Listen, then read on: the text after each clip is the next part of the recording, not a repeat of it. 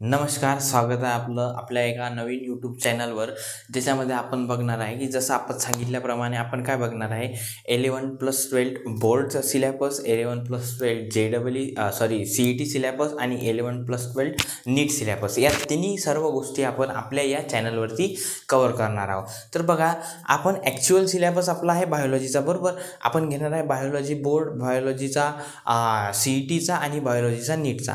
पण काही गोष्टी अशा असतात की बघा, की ज्या आपल्याला जसं आपण तुम्ही याच्या आधी 10वीची परीक्षा दिली, बरोबर. पण 10वीच्या परीक्षा होण्यापूर्वी तुम्ही आधी एक एक्झाम दिली, त्याला आपण म्हणतो सराव परीक्षा, बरोबर. म्हणजे एखादी गोष्ट आपल्याला ॲक्च्युअलमध्ये करण्या अगोदर त्याचा सराव असणे आवश्यक आहे, त्याची प्रॅक्टिस असणे आवश्यक आहे. तसंच काही गोष्टी अशा असतात की आपण ॲक्च्युअल सिलेबस अभ्यास करायचा असेल तर त्याच्या आधी आपल्याला काही गोष्टी ह्या माहीत असणं आवश्यक आहे. तसंच आज आपण घेऊन आलो आहे एक नवीन सेशन, ज्याच्यामध्ये आपण बघणार आहोत बेसिक्स ऑफ बायोलॉजी. बायोलॉजीमध्ये काही यूज होणाऱ्या टर्म्स आहेत, काही बेसिक टर्म्स आहेत, ज्याच्यामध्ये आपण बघणार आहे की त्या बेसिक टर्म्सचा अर्थ काय होते आणि ह्या आपण जसं जसं पुढे शिकत जाऊ तसे ह्या टर्म आपल्या किती कामाच्या येतील आणि किती आपल्याला कामात येतील ते आपल्याला आता समजणार आहे. तरी बघा, आपली सर्वात आधी आपण जो सब्जेक्ट घेत आहोत, आपला सब्जेक्ट काय आहे, बायोलॉजी, बरोबर.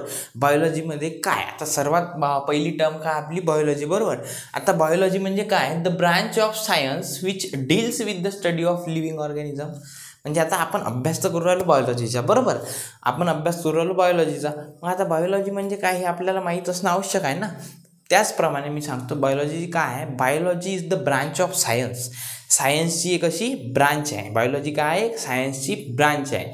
म्हणजे एक सायन्सची तर ब्रांच आहे, पण त्याच्यामध्ये स्टडी केला जातो कशाचा, the branch of biology which deals with the study of living organism. ज्याच्यामध्ये लिव्हिंग ऑर्गॅनिझमचा स्टडी केला जातो, अशी सायन्सची ब्रांच म्हणजे बायोलॉजी. आता तुम्ही म्हणता लिव्हिंग ऑर्गॅनिझम कोणकोणते, लिव्हिंग ऑर्गॅनिझम कोणकोणते, तर बघा, प्लांट्स, ॲनिमल्स आणि मायक्रो ऑर्गॅनिझम, हे तिन्ही कॅटेगरीमध्ये येणारे ऑर्गॅनिझम कसे असतील, लिव्हिंग ऑर्गॅनिझम. मग या तिन्ही कॅटेगरीचा अभ्यास करणारे एक सायन्सची एक अशी ब्रांच ज्याला आपण बायोलॉजीचं म्हणतो, ज्याच्यामध्ये आपण प्लांटचा सुद्धा अभ्यास करतो, त्याच्यामध्ये आपण ॲनिमलचा सुद्धा अभ्यास करतो आणि त्याच्यामध्ये आपण मायक्रो ऑर्गॅनिझमचा सुद्धा अभ्यास करतो. बघा, त्याच्यानंतर अशीच एक टर्म्स आहे ज्याचं नाव आहे बॉटनी.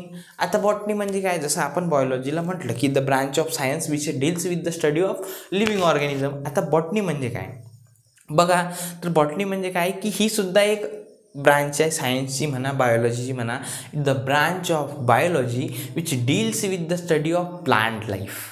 जी प्लांटच्या लाईफचा अभ्यास करते अशी एक बायोलॉजीची ब्रांच आहे, त्याला आपण बॉटनी म्हटलेलं आहे. सरळ आहे, एवढं काही यामध्ये फार टेन्शन घेण्याजोगतं काही नाही आहे. फक्त थोड्याफार टर्म आहेत ज्या आपल्याला लक्षात घ्यायचं आहे. बघा, बॉटनी म्हणजे काय, the branch of biology which deals with the study of plant life. म्हणजे प्लांट लाईफचा अभ्यास करणारी बायोलॉजीची ब्रांच, त्याला आपण काय म्हटलेलं आहे, बॉटनी. त्याच्यानंतर आपल्याला तिसरी टर्म बघायची आहे, जिचं नाव आहे झूलॉजी. बघा, आता झूलॉजी म्हणजे काय, the branch of biology which deals with the study of animal life. बघा, आता आपण बघत आहे झूलॉजी म्हणजे काय की एक सायन्सची अशी ब्रांच, ही काय बायोलॉजीची म्हणा किंवा सायन्सची म्हणा, काहीच प्रॉब्लेम नाही. ही काय बायोलॉजीची अशी ब्रांच आहे ज्याच्यामध्ये आपण ॲनिमल लाईफचा अभ्यास करतो. जसं बॉटनीमध्ये आपण काय करतो, प्लांट लाईफचा अभ्यास. बॉटनीमध्ये आपण काय करतो, प्लांट लाईफचा अभ्यास. तसंच आपण झूलॉजीमध्ये काय करणार आहे, आपल्या ॲनिमल लाईफचा अभ्यास. त्याला आपण काय म्हटलेलं आहे, zoology. The branch of biology which deals with the study of animal life is known as zoology. तर बघा, आता काय आहे, आणखी एक तिसरी टर्म आहे मायक्रोबायोलॉजी, बरोबर. कोणती टर्म आहे, मायक्रोबायोलॉजी. आता मायक्रोबायोलॉजी म्हणजे काय, the branch of biology which deals with the study of micro organisms like bacteria, फंगाय and viruses.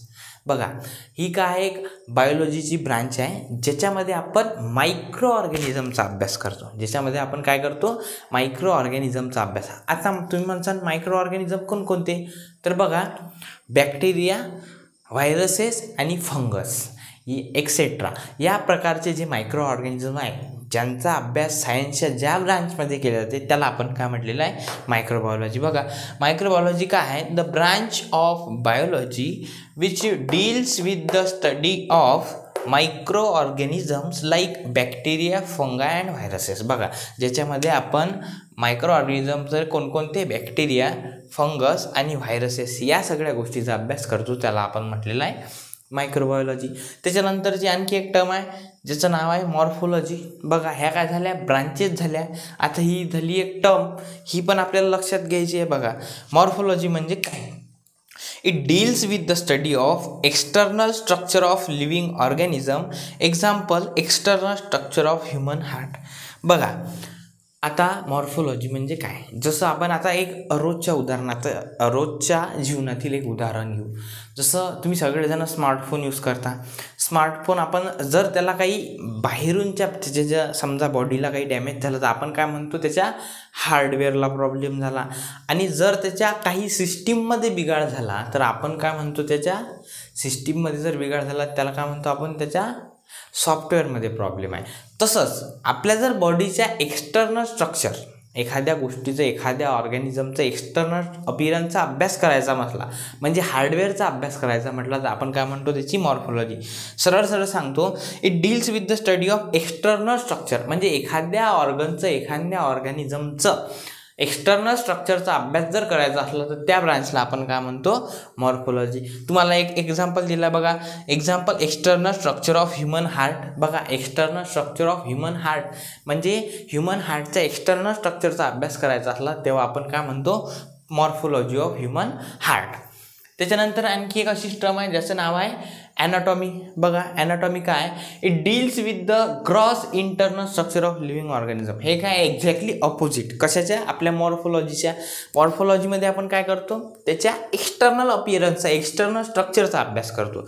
तसंच ॲनाटॉमीमध्ये आपण काय करणार आहे, त्याच्या ग्रॉस इंटरनल स्ट्रक्चरचा अभ्यास करणार आहे. समजा एखाद्या ऑर्गनचा अभ्यास करायचा आहे, फॉर एक्झाम्पल पकडू आपण ह्युमन हार्ट. तर ह्युमन हार्टचा आपल्याला अभ्यास करायचा आहे, त्याच्या जर एक्सटर्नल स्ट्रक्चरचा अभ्यास करायचा असला तर आपण त्याला म्हणू मॉर्फोलॉजी ऑफ ह्युमन हार्ट.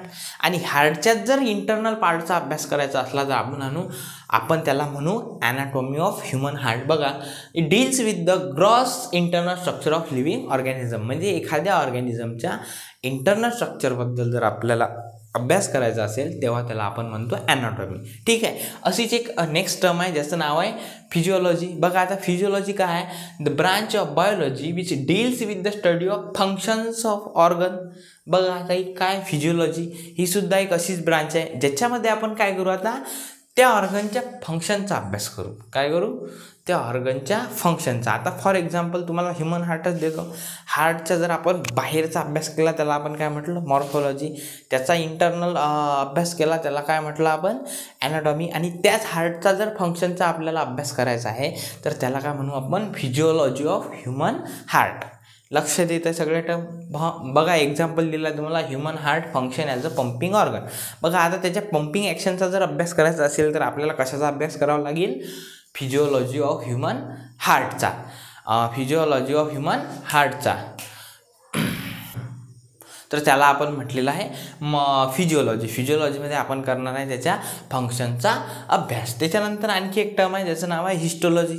काय टर्म आहे, हिस्टोलॉजी. आता जसं आपण जसं फिजिओलॉजीमध्ये त्याच्या फंक्शनचा अभ्यास केला तर हिस्टोलॉजीमध्ये आपण काय करणार आहे, तर बघा the branch of biology which deals with the study of tissues of an organism.